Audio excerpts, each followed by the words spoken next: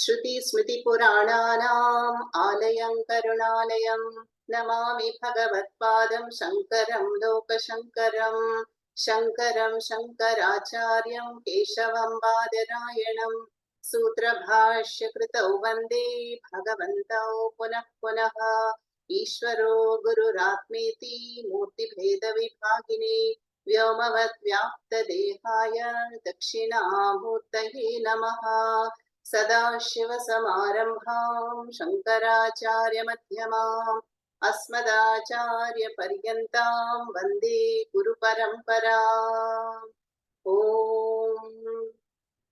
सहना भवतु सहनौ भुनक्तु सह वीर्यं करवावहै तेजस्विनावधीतमस्तु मा विद्विषावहै। ॐ शान्ति शान्ति शान्तिः। सच्चिदानन्दरूपाय विश्वोत्पत्त्यादिहेतवे तापत्रयविनाशाय श्रीकृष्णाय वयं नुमः।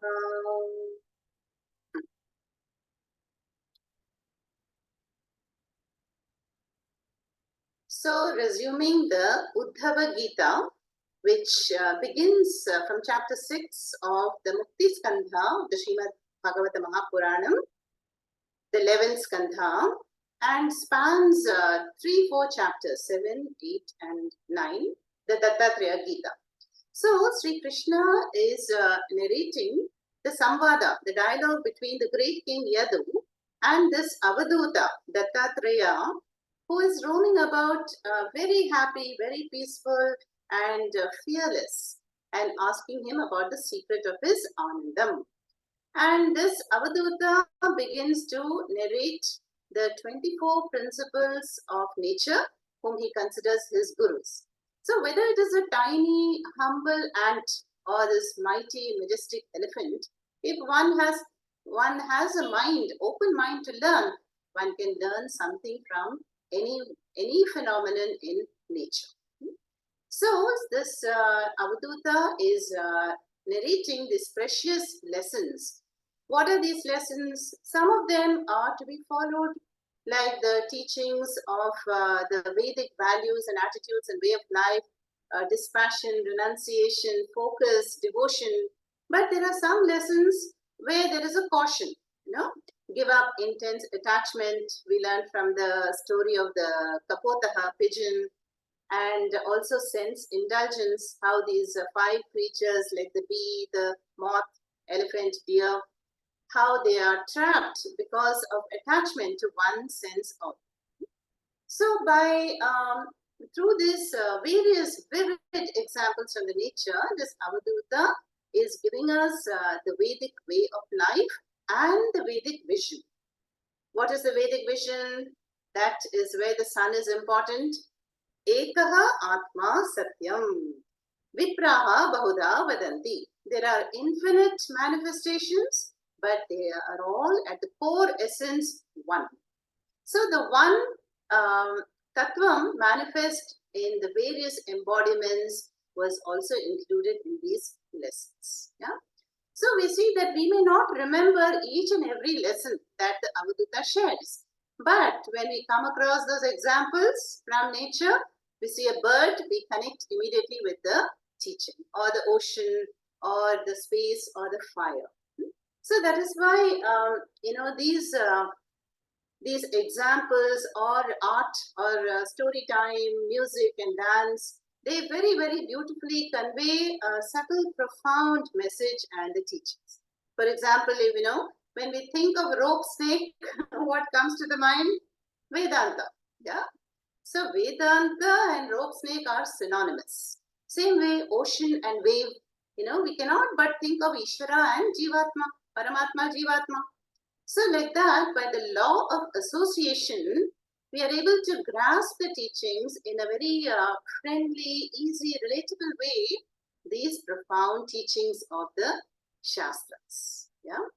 That is why Hema stories, in our weekly classes for children are such a hit, because the stories are followed by discussions and all centered on a profound value, and which the children are able to grasp very well. So these are the powerful observations made by the Avadhuta from the nature, which he is narrating to the great King Yadu, after whom this whole dynasty, Yadava dynasty, is named after. And we have seen 21 of these gurus, yeah, and these are we covered a few in the last session, and let us also see some shlokas connected with them. So we saw the 18th guru was the Kuraraha. The Kuraraha is the bird. Yeah, it is called osprey. Also, there's a word. It can be a crow or a hawk.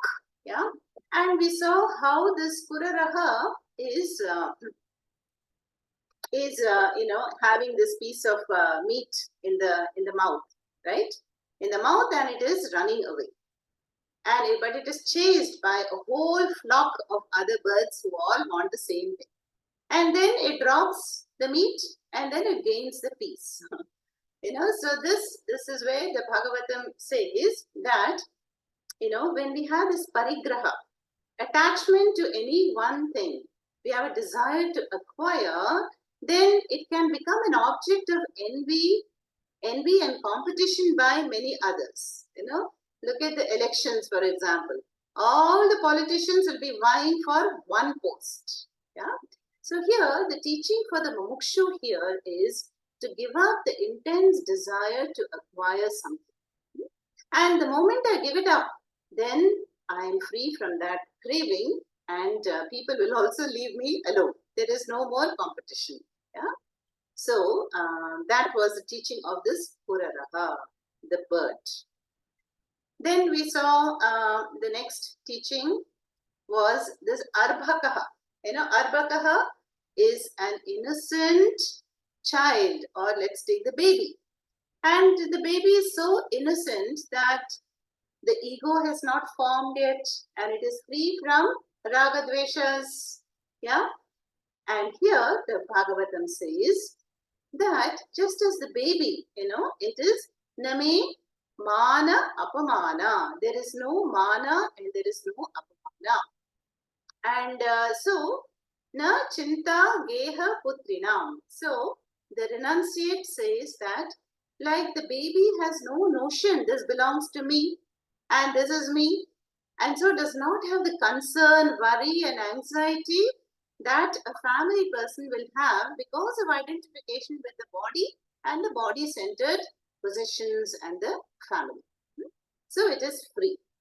And so like a child, the Avadhuta says, I also roam about, free from concern and anxiety. And these words, Atma Kridaha, Atma Ratihi. These words came in the Mundaka Upanishad also. So I revel in the joy of Atma, and that is the playground for me. Atma Tattvam, Atma Kridaha, Atma Ratihi. Vicharami Iha Balavat. Like a child, I roam about happily without any attachment, without any agenda. The child is very free-flowing and non-demanding. That is the lesson that this Avadhuta learns from the child. Then here, the Bhagavatam says that the only two people who are free from concern and anxiety are this Brahmajnani, who is a Parivrajaka, roaming fearlessly on earth, and this child. Dvau eva chintaya muktau, Paramananda aplatau. They have gained the peace and happiness. Yeah, yo vimukto jadaha. This balaha is a jadaha, because he has not yet learned the art of being manipulating, demanding, and how to survive. His life is not at all complicated like an adult's life. And so, this gunebhyaha param gataha, but this gunatitaha jnani is like a child. Yeah, both of them are free from anxiety and worries. Then, we saw the story of this young girl, the young girl, village girl, who, for whom the parents are looking for an alliance. So the parents are not at home, and the girl suddenly gets, visitors who are guests from a nearby village, and they have also come to see her. And she invites them and offers some basic hospitality, water, etc. And then goes to the inner chambers, to the kitchen. And she finds perhaps that there is no rice, so she has to beat the paddy, pound it. And we have to imagine that this Avaduta is, how is he watching all this?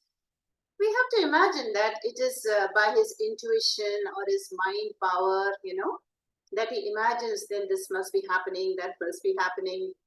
And so this girl is pounding the paddy, and she has all these, bangles in her arm. And then a number of bangles, bangles are considered auspicious, so she's wearing them. But then they are making a jingling sound. And so she thinks that, oh, these visitors are in the front chamber, front home. What must they be thinking? That we don't even have rice ready to cook in the house, and why I have to do this work. And all these thoughts are going around in her mind. And so she removes the bangles one by one, till there is only one bangle left on either of the wrist. And so then there is no sound. So it's a very simple incident. Yeah, but the Avaduta learns the great teaching. He says that if many people live together, what will they be? There are chances of difference of opinions, arguments, and then eventually kalaha can also happen. Need not happen, but it can happen. So even if there are two bangles together, then it makes a jingling sound. So even if there are two people, what must we do? Maunam parama sadhanam sometimes. That is how this mouth, is such an important organ. How we convey things, how we talk, and how much we eat, all that is shown by these examples. So he says that I learned the lesson of the joy of solitude. Vivikta desha sevitvam. Now again, these teachings are meant for this mumukshu, for the renunciate, and who is seeking the ultimate freedom. And so for such a person, this solitude is the best. Yeah. And he says, like the single bangle, I prefer to roam around, completely emotionally independent and not depending on anyone. That is the lesson from this Kumari. Then we saw the Sharakrit. Sharakrit is the blacksmith or the arrow maker. Sharaha means arrow. And there we saw that how in the busy market square, there is a shop with this arrow maker. And he's so absorbed in sharpening the tip of the arrow with his tools that he has not noticed even a huge king's procession passing by on the road. And the Avaduta, who happens to be there, notices both. He notices how absorbed the arrow maker is, and also this huge fanfare and music and sound that has gone by along with the king's procession.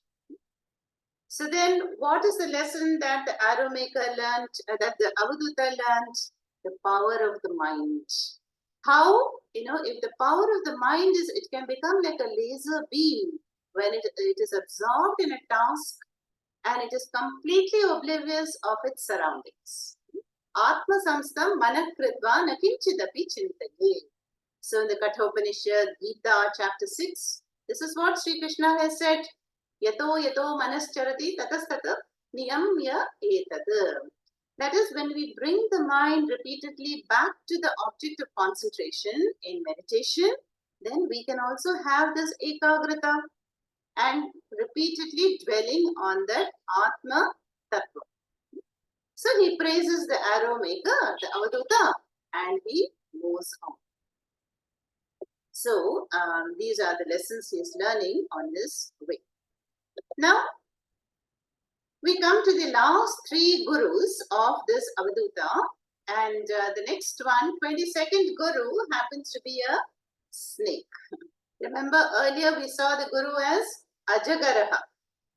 Ajagaraha is that mighty python, and this Avaduta has learned the lesson of being a Yadricha Lava Santushtaha.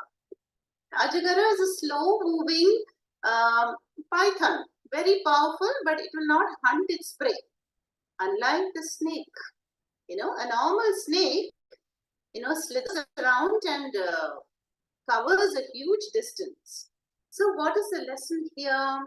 The lesson here is, the Bhagavatam points out that this snake, will not build its own hole to live in. So it will inhabit the homes of other jantus. It can be a hollow in the tree, or it can be a rabbit hole. And of course, the other jantus have to forcibly vacate their homes. Yeah, and then the snake happily inhabits that. And so this, what did the Avaduta learn here? Not that we should live in other people's homes, and then not build our own home also, no. But to understand that there is nothing called permanence in the world. The Jagat is constantly changing and the body is constantly changing. The Jagat is a dwelling place, the body is also a dwelling place. So may one not mistake the impermanence for permanent. We have seen before in the Gita also that the one for whom the world is like a transit lounge. We have a lot of facilities to use and to help ourselves and to move on, but we have to move on. We cannot be stuck. So the renunciate, especially with regard to the renunciate, what is it said? Bhajagovindam says, Sura Mandira Taru Moola Nivasaha. A bhikshu or the sadhu, like this Avaduta, should not stay in one place for more than 3 days. Otherwise, they develop attachment. And also they have to ask for bhiksha and rest under the foot of a tree with the sky as a roof. The hands are the bhiksha plate. So like that, there is a description for these renunciates. Yeah. And so here the idea is that our homes, when we are not careful, become our comfort zones. And then the comfort zone is such that it denies one the maturity and the growth, because it will be very intense with our notions of this is my teacup, these are my clothes, this is my wardrobe, that is yours.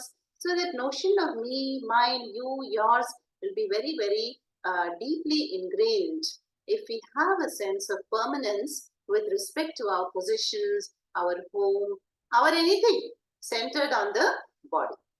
So from the snake, this Avaduta has learned the lesson of, the impermanence of the world, the Jagat. Then we come to the 23rd verse, or the 23rd Guru, and so this is a very, very familiar Guru, that is the spider. And when we hear the word spider, definitely what will we think of? Purnanabhihi. Purnanabhihi is the word for spider, and which is very beautifully described in the Mundaka Upanishad. So we all remember the example of the spider is to show us that how the Lord or the Paramatattvam, Paramapurushaha, is the Nimitta Karanam, the material cause and the intelligent cause of the entire Jagat. You see a spider. How does a spider create the web? Where did it go for the material? Like the birds. The birds fly here and there to get these twigs and little things to build a nest. But not so the spider. The spider takes out that, silken fiber from its own body, from the nabhi. And then it begins to construct this most ingenious web. Even today, scientists are trying to, research into that fiber, which is so strong. It traps insects, then it can stand storms also. And how ingeniously it will create this web, and it dwells in the web, but the web does not trap the spider. It will only trap the other insects. And then when, before the Deepavali time, when we are cleaning our rooms, it senses the danger. And what does the spider do? Either it will abandon the web, or it will completely swallow the own web. So the web that was created by the spider is also swallowed up by the same spider. So here, what this Bhagavatam, shows us is this spider is, stands is an example for Purushaha, Parama Purushaha, who is the foundation, that is the Narayana, who is Srishtikarta, Sthitikarta, and Layakarta.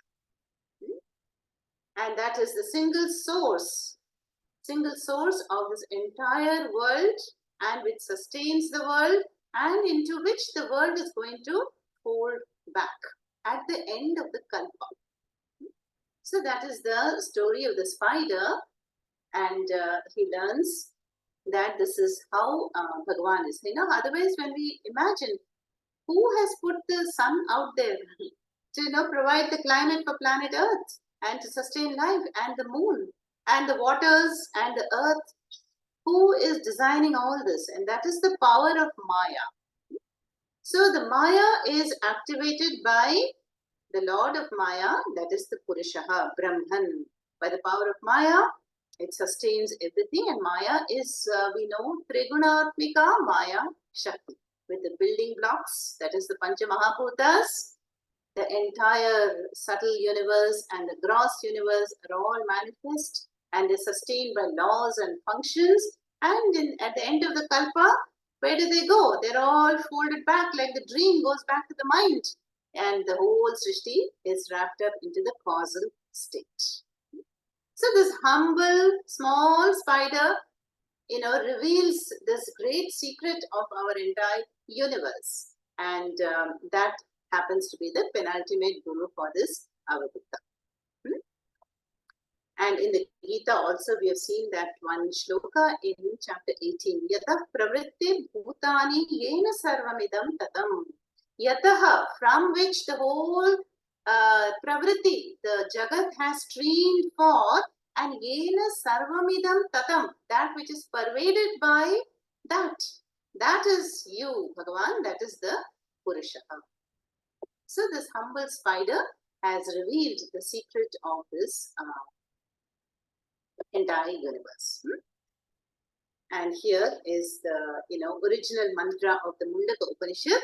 Yathorna nabhi srijate grihnate cha. How it srijate creates the web, and grihnate and folds it back. And remember, there were other examples also, how Angiras explains to the Shaunaka. He says, how does, insentient matter like nails and hair, how do they grow upon a live body of a live person? And then how does, from an insentient earth element, how do herbs and plants grow? That is the power of Maya. And that is the Maya that brings forth the universe, sustains it, and returns it back to the causal state. So there we have these 23 gurus, and now we have the last of this Avaduta's guru, which is a very unusual guru, and it's got an unusual name also. It is Supesha Krit. Supesha Krit is the word for a wasp. Yeah? Now, we have all definitely seen a wasp, which is generally yellow in color, and it has a poisonous sting. When it stings, it can be very painful also. And that is the wasp. Now, there is a story centered on the wasp, which, we may have seen in the Discovery channels on TV. So what does the wasp do? First of all, it will build a mud hut, mud kutia, small hut on a branch of a tree. And it will leave a very small opening there.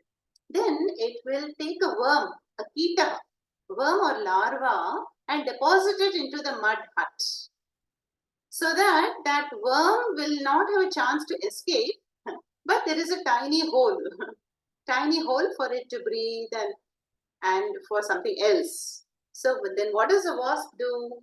Every day it will visit that mud hut and peep into through the hole, and it is said that the wasp will sting the worm, the worm. And so what happens to the worm? Imagine the poor worm is, kind of trapped inside this mud hut. And then it is every time thinking, oh, now the wasp is going to come. Is going to come and sting me. So it is filled with what? Thought of the wasp. It is filled with fear. And then it is said in the Shastras, there is a Nyaya. Nyaya is an analogy. Brahmara Kita Nyaya. Brahmara Kita Nyaya means that because of the fear of the Brahmara, which is repeatedly coming and visiting it, the larva or the worm, it is thinking intensely of the wasp out of fear that it itself metamorphoses into the wasp. So the worm becomes a wasp. So here, many psychology books are based on this, that as one thinks, so one becomes. Ya matihi sa gati. Very famous statement, ya matihi sa gati. In fact, this example of the wasp is also comes in the Atma Bodha of Adi Shankaracharya. He says, whatever we dwell upon intensely in the mind, we are likely to attract it. We know this, right? When I fear something, it's likely to happen. Yeah. And Brahmavid Brahmaiva Bhavati. Another important mantra from the Mundaka Upanishad. The mumukshu who is thinking about dwelling upon the Atma Brahma, Brahmavid Bhavati, in course of time, will gain the status of being Brahma. No? Understanding, gaining knowledge of the Brahma Tattvam. So this is what this wasp has taught this Avaduta. And in another Gita, Ashtavakra Gita, there is, this statement, Mukta Abhimani Muktaha hi Baddha Baddha Abhimani api. That is how this notion of bondage and liberation is entirely notional. If I think I'm bound, this is me, this is who I am, this belongs to me, nobody can take it away from me, this should happen to me, this should not happen to me, then I'm bound. But the one who is a renunciate, how is that thinking? Body does not belong to me, mind does not belong to me, they are gifts of Ishvara, and everything else, all my possessions, relationships, the world, everything is given. Nothing belongs to me. Such a one is a muktaha. So, kim vadanti iha satya yam ya matihi sa gatihi bhave. Yeah? So, the thing is, let us, cultivate that highest thought. And the Bhagavad Gita has also said that Atmaiva Bandhuhu, Atmaiva Ripuhu. So if I entertain negative thoughts, then I'm likely to, attract negative events and negative happenings. But if I bring more Ishvara into my life by dwelling upon the positive nature and the highest vision, Jiva Ishvara Atma Aikya Jnanam, then I will also become a Mukta Purusha. So this is from this Ashtavakra Gita, and so this Avaduta has completed all the 24 gurus. Yeah, the 24 gurus. There are not just 24, there are countless gurus in nature. He completes this and he says, this is what? Etehe me guravaha santi. These are my gurus. Hey Rajan. Yeah. But that is not it. Now listen to what I've learned from a guru which is very close at hand. And that is my own body. Yeah, the body, which is the instrument for our vyavahara, has taught me so many things. So this Avaduta says here, Evam gurubhyaha etebhyaha esha me shikshita matihi. My buddhi has been instructed by all these gurus. I have learned precious lessons. Yeah. Now, please, O Rajan, hear from me the knowledge I've acquired from my own body. And this is nothing but Atma and Atma Viveka, Driktrishya Viveka Prakriya, which the Avaduta is going to say. So, what has he learned about the body? That the body is Panchabhautikam, it's put together by the power of Maya. So, the body is subject to birth, and the body is subject to vikaras, Shadvikaras, and to death also. Yeah?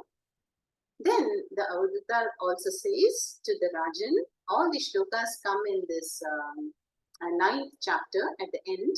The body does not belong to me. It has been given to me like a leased apartment, for a certain length of time.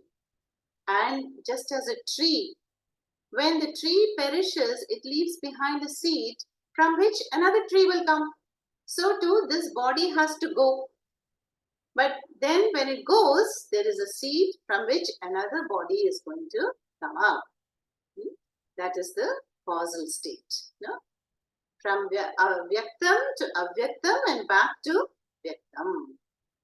Then the Avaduta also says that this body, which is no doubt satkrita janma, that is, it is a manifestation of great punyam that one has performed in the past.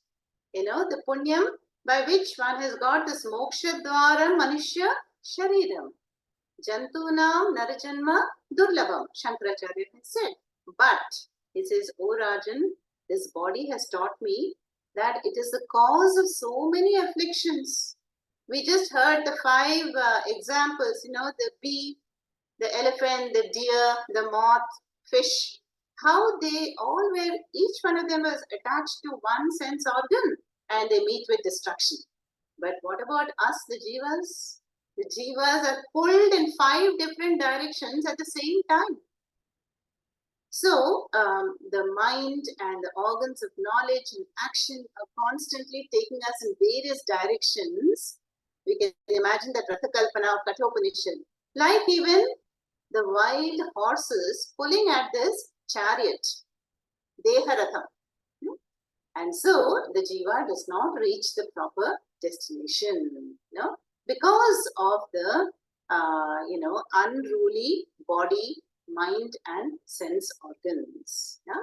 And then the Avaduta also says that in all the species, enjoyment is possible, arthakama is possible, including this body, but only in the human embodiment can one strive for dharma and moksha.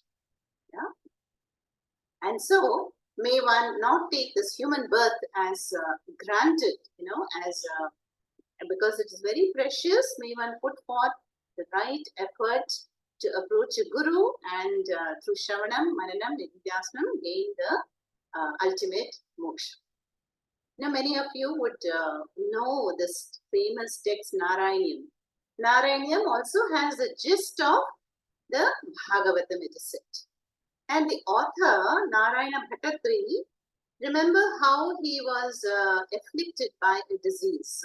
And he's praying to Guru Vairappa, oh Lord, Aham Sharanam Prapati, I seek refuge, please heal me. And composes this beautiful Narayanyam verses.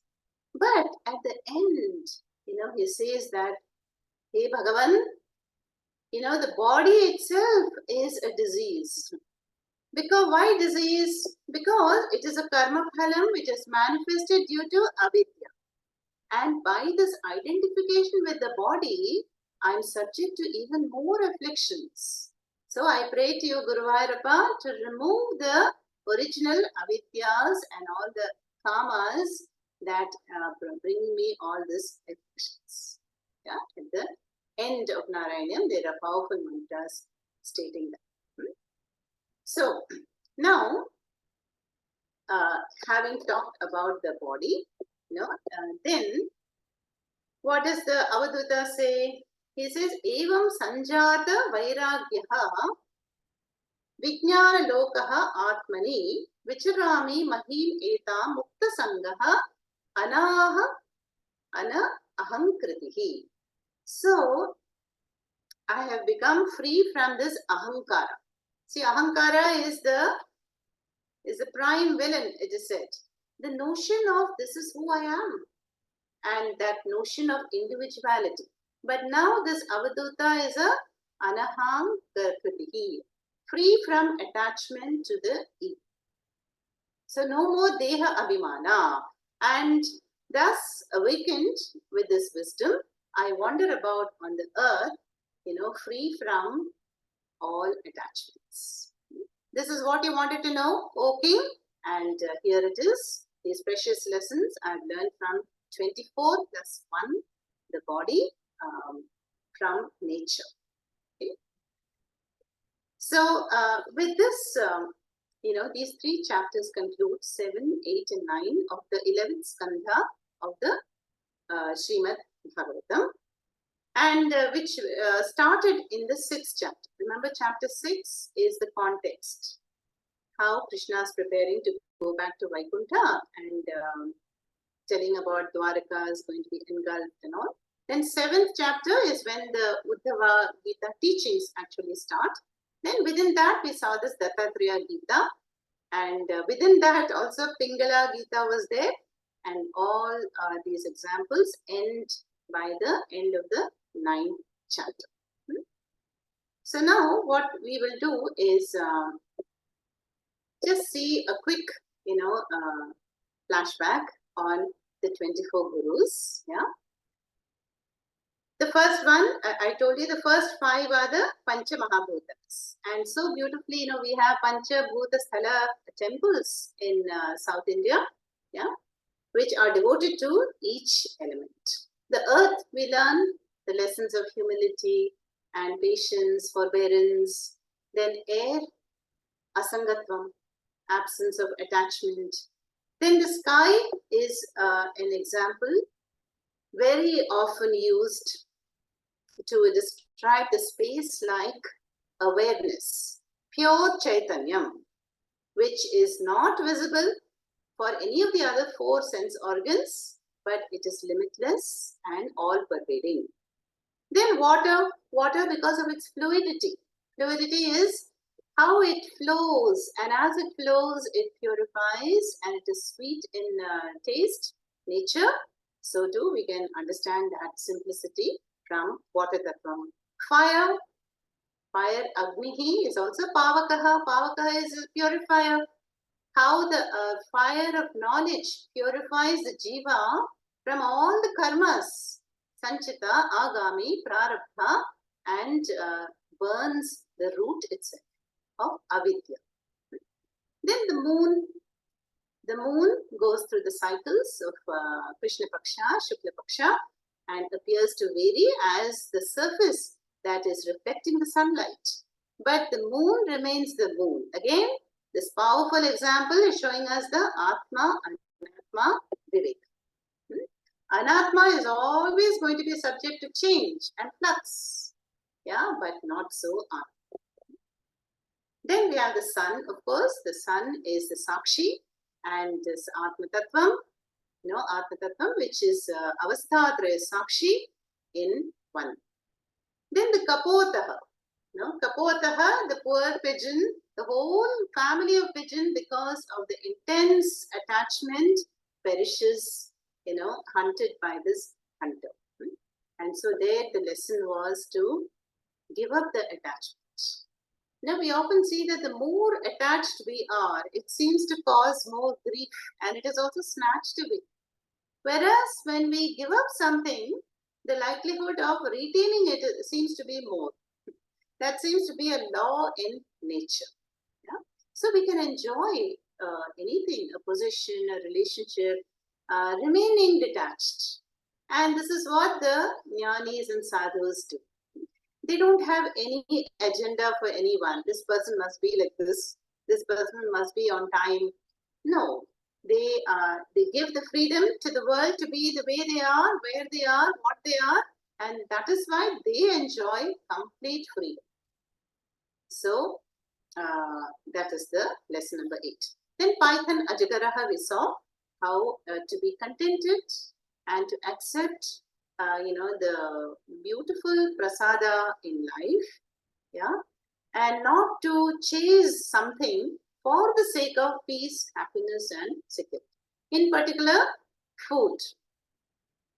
Today we have everything. We have so much wealth, so much food, so much possessions, and yet what is lacking is the inner peace and happiness for most people. So these simple creatures of nature are teaching us all this. Then the ocean. Yeah? Ocean is Apuryamanaha, teaches us Purnatvam and the fullness of the nature. So that is the nature of moksha. That is to drop the desire. The desire, what kind of desire? Binding desire, rajasic desire, and tamasic desire are to be dropped.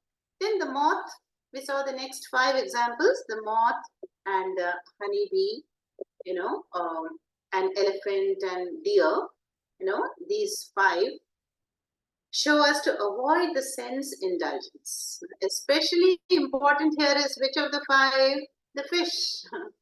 The fish, because the organ of mouth serves 2 purposes. One is speech, organ of action, and organ of knowledge. Jnanendriyam is the rasa indriyam, common to both sets. And both can be very, very powerful. And so many swamis and acharyas have said that it is very difficult to control the sense of taste. Yeah? So that is why in our culture we have this Ekadashi fasting. Almost every festival is connected with fasting. Navaratri fasting, Shivaratri fasting, because to give that inner mastery and sense control.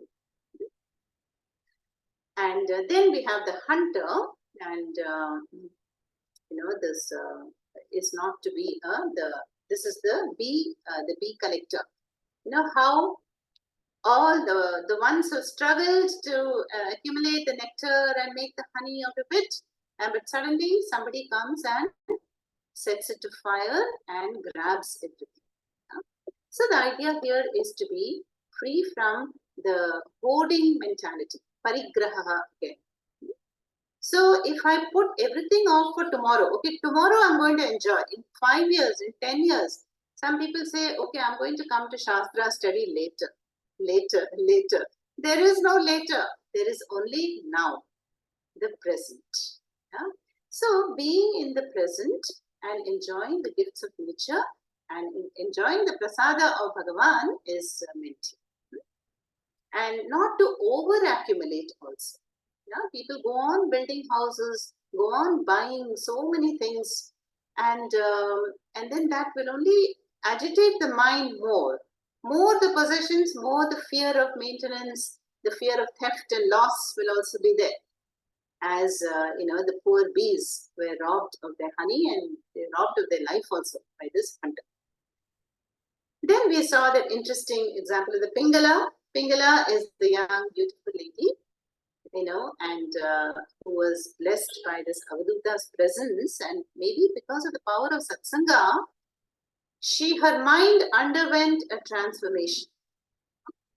And so that night when she was waiting and waiting, there is so much disappointment, frustration, and that changed her mind, and she turns inwards and says that, in fact, even she talks about the body. She says the body is like a house. Just as a house is built of bamboo and tiles and mud, what is the body made of? The body is made of flesh, muscle, blood, and it is all covered up by skin, hair, and nails. And I was using this body for trade. What a foolish woman I am in this great kingdom of Mithila. No, I am now going to turn all my entire mind towards Shripati within me.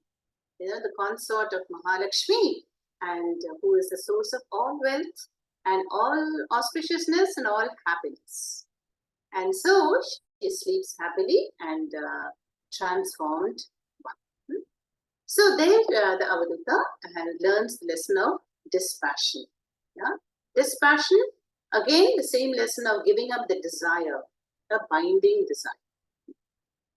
Then the bird, which we just saw, is, when we give up something, an intense attachment, there is immediate peace. It also happens with a thought in the mind. It does not have to be a tangible object like this meat in the beak of the bird.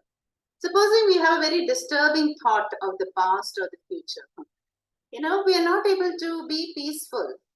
But if I can just drop it, by pratipaksha bhavana, bringing the opposite thought, or to distract the mind, then again we can be peaceful, like the bird. Then the arbhakaha, the child teaches us to be spontaneous and to enjoy being in the present. There is no hangover, there is no baggage of the past. Although it is there, the child has also brought it with it the entire samskaras from the past lives. But for the moment, in the childhood stage, one is joyful. Yeah, there are no plans and no raga dveshas are not well formulated.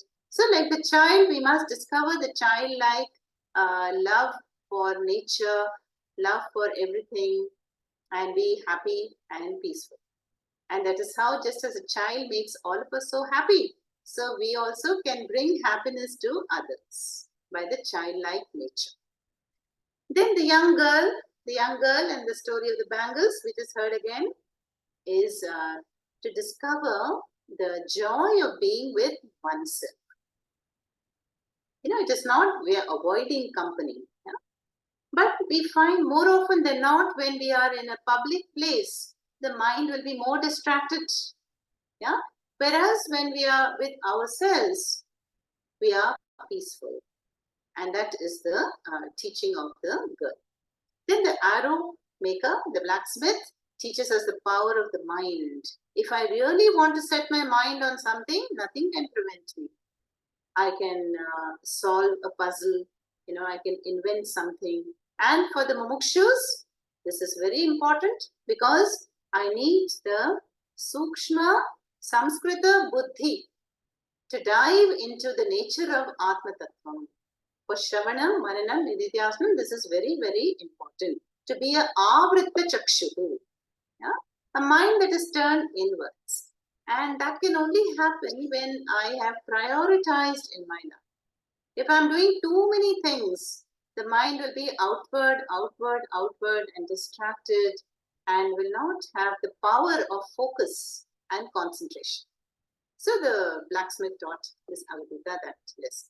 Then the snake, serpent, is make use of things, is meant positively that, let us not call anything our own. Yeah, just as a snake will inhabit other holes, what is available to us in a legitimate way, let us enjoy it, but not try to make anything one's own, permanent. Then the spider, of course, is the example showing us the nimitta karanam and upadana karanam, the intelligent and material cause of the entire universe is the one source. Yeah. And finally, we have that story of the wasp. Yeah. The wasp is supeshakrit. Yeah. The wasp, how, we don't know whether the story is true or not, but the rishis report how, out of fear of being stung by the wasp every day, the poor caterpillar kept inside the mud hut, is saturated with that thought. And so, as you think, so you become. Ya matihi sa gati. And then it says that the caterpillar becomes a butterfly. Here, the worm becomes a wasp. Yeah, it is anyway going to become a wasp. Yeah, but this is a rule which the rishis often quote. Bhramara Kita Nyaya. Yeah, that is the thought that I will entertain as important in my mind, that will determine the future trajectory. We have seen this in chapters of the Gita also. Antakale smaran muktva tat bhavitaha. That is, whatever the thought will come to my mind at the end of this life, that is going to determine the future life. So, who are sattvastaha? Urdhvam gachanti. Rajasaha? Madhye tishtanti. Tamasaha? Adho gachanti. But then, how to have a powerful thought at the end of one's life? Is it going to suddenly, come up? No. So, Krishna has explained that very well in the Gita. That is, unless I have this devotion to the supreme reality, and unless I have done abhyasa and vairagya throughout my life, then how will I get that thought at the end of the life when the faculties are failing, the body is weak, and there is memory loss? No, it won't happen. So, this is showing us the constant vigilance and the alertness that I must pursue this Paravidya and gain the ultimate freedom, peace, and happiness. That is the story of the wasp. And then we saw that how, this Avadhuta, he says even the body is my guru. Now, how this body has taught me the valuable lessons of Viveka and Vairagyam and dispassion also. So this is how this Dattatreya, then finally he says, having completed the dialogue, then iti uktva saha yadum vipraha tam anandam, then they both part and they go their ways. Yeah, and the king must have honored the sadhu and does namaskaras. And the king is also, no doubt, a great king. The Yadu was very famous for, knowledge in both pravritti and nivritti dharma, like the great king Janaka of Mithila. But now he has gained that extra dimension of steadiness of the mind and peace. Yeah. So, having heard the words of the Avadhuta, he became liberated from all his attachment by becoming a Samadarshi, by gaining the knowledge of the consciousness, pure consciousness. So that is how this ends. No? Then, having come to the end of chapter 9 of this 11th Skandha, chapter 10, again Krishna resumes the formal teachings to Uddhava, and there we find that the first 35 verses or so are like a mini Gita. Yeah. So we will take up that Upadesha by Krishna to Uddhava, where very beautifully Krishna explains about Swadharma, about the three gunas, and how to be free from the three gunas, and how to be, a balanced and mukta purusha. And so this is how this 11th skandha will proceed. Sometimes there are these pockets of wisdom, Upadesha. Sometimes there are stories and narrations. There is another Gita. In fact, there are two more Gitas. One is a Hamsa Gita, and then there is a Bhikshu Gita. Bhikshu Gita is about a great king who also gets dispassionate and renounces all the kingdom and becomes a Bhikshu. And so he narrates similar to what this Avadhuta says, and he talks about this Atma, Anatma, Viveka, and Moksha Purushartha, and all that in the Bhikshu Gita. That will also come within the Uddhava. Okay. So we will stop here for now. And for those, the next teachings, there is a PDF where we can follow the mantras. Whereas in Dattatreya, there are so many mantras, so many shlokas for all these 24. So I had picked up only the most prominent ones and shared it with you. Okay. Let's conclude now. Om Purnamadah Purnamidam Purnat Purnamudachyate Purnasya Purnamadaya Purnamevavashishyate. Om Shanti Shanti Shanti. Harihi Om Sri Gurubhyo Namah. Harihi Om.